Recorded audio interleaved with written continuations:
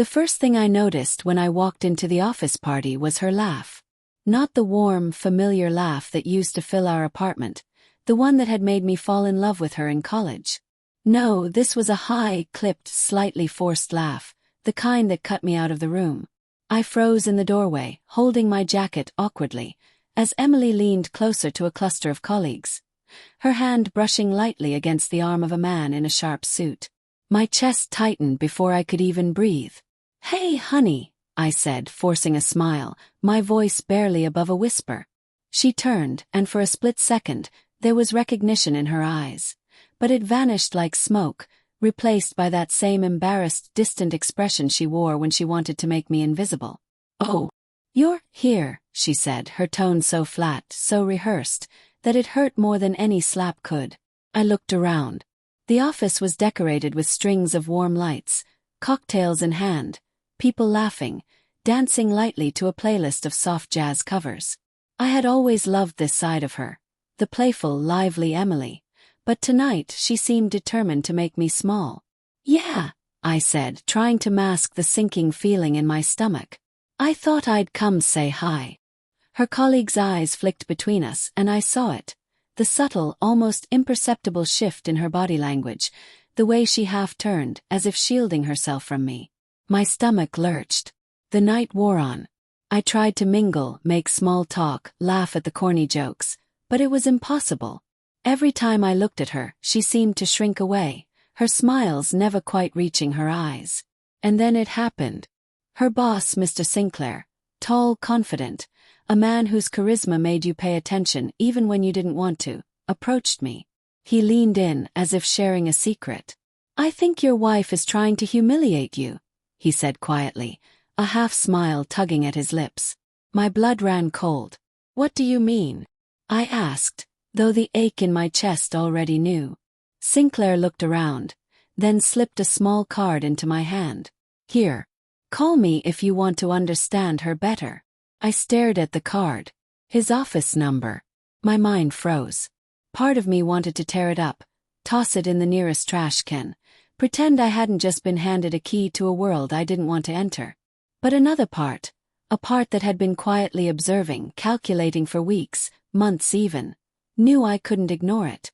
Back home, I sat at the kitchen table, the card staring up at me like a tiny dare.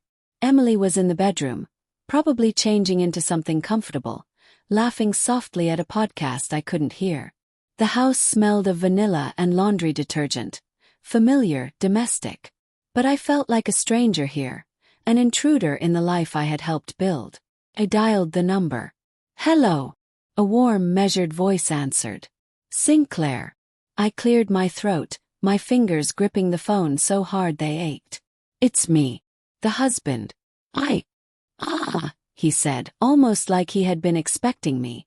"You want the truth about your wife, don't you?" And that was it. The dam broke. I spent the next hour listening, stunned into silence, as Sinclair laid it all out. How Emily had been using me as a convenient safety net while exploring something else. How the flirtations, the late nights, the little secrets I had brushed off, none of it had been harmless. He didn't spare me the ugly details. He spoke in clinical tones, almost proud, as if recounting a success story rather than a betrayal that had shattered a family. When I hung up, the kitchen felt colder than it ever had.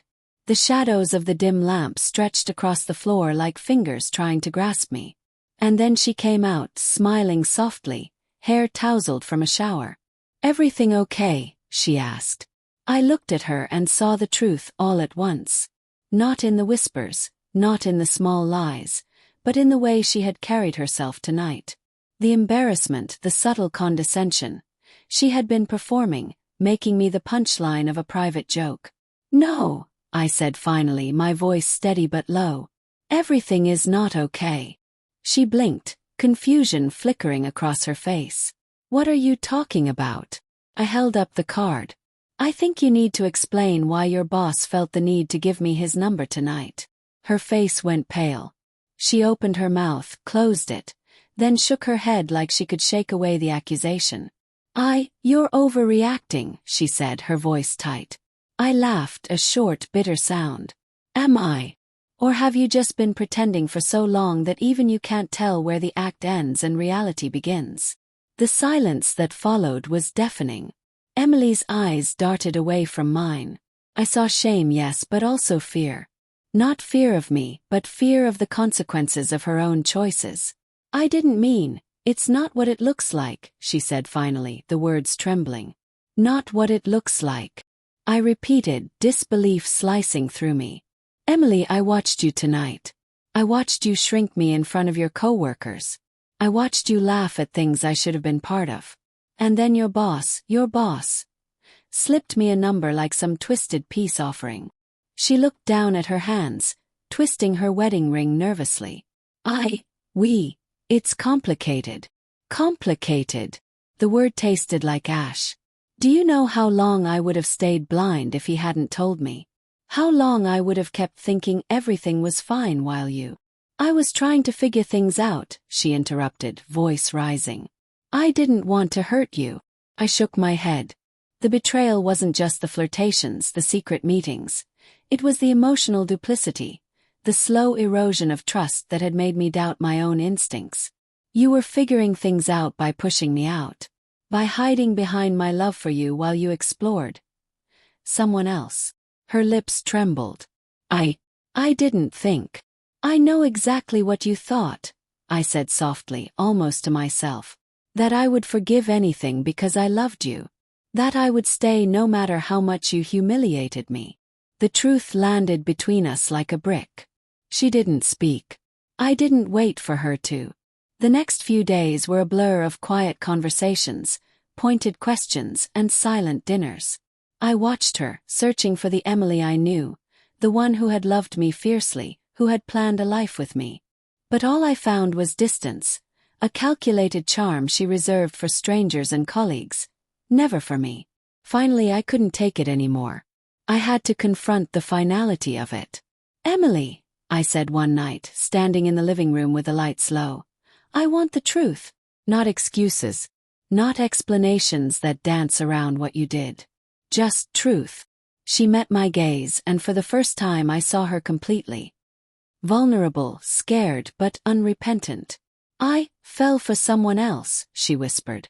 I closed my eyes, hearing the words as if they were being spoken in slow motion. And all the laughter tonight, all the embarrassment was part of the act. She nodded. The house felt like it was collapsing around me. Years of trust, of love, of shared plans and whispered dreams. Everything was dust in my hands. I wanted to scream, to hit something, to make her feel the fraction of pain I was feeling. But the truth was, I couldn't. I was too numb. Too hollowed out by the quiet betrayals. The tiny lies that had grown into this chasm between us. I loved you, I said finally, my voice breaking. I loved you more than anything. And you humiliated me. You used me. And I stayed thinking we could survive. But now I see that it was never about us. It was about you, about whatever you wanted in the moment. She tried to reach for me, but I stepped back. Not out of anger, though anger bubbled under the surface, but because the distance between us had become physical as well as emotional. I don't know what comes next, I admitted, tears threatening to fall. I don't know if I can forgive you, or if I even want to. But I do know this. I can't stay in this house pretending that everything is fine, pretending that the person I loved is still here. And so I left. I spent the night driving, the city lights blurring past me, my mind a storm of heartbreak, rage, and aching disbelief. I didn't know where I was going, only that I had to move, to breathe, to reclaim some piece of myself that had been lost in her lies. In the days that followed, the reality set in. Emily called, texted, tried to explain, to apologize, to manipulate, to win me back. But the bond we had was gone. The intimacy, the trust, the love, they were irretrievable. I had been betrayed by the person I had trusted most, and there was no returning from that. Months later, I found a small note in the apartment she had finally left. I'm sorry. I needed to find myself. The kids are yours now. I hope one day you can forgive me. I folded the note carefully, placing it in a drawer, and felt something strange. A quiet relief, like a weight had lifted. Not joy, not peace, but clarity. I could rebuild. I could heal. And I could finally love myself enough to never let someone humiliate me again. I never called her boss back.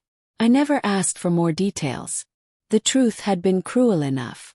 What I needed now was silence, distance, and the slow reclamation of the life I had almost lost. And for the first time in a long time I realized I could breathe again.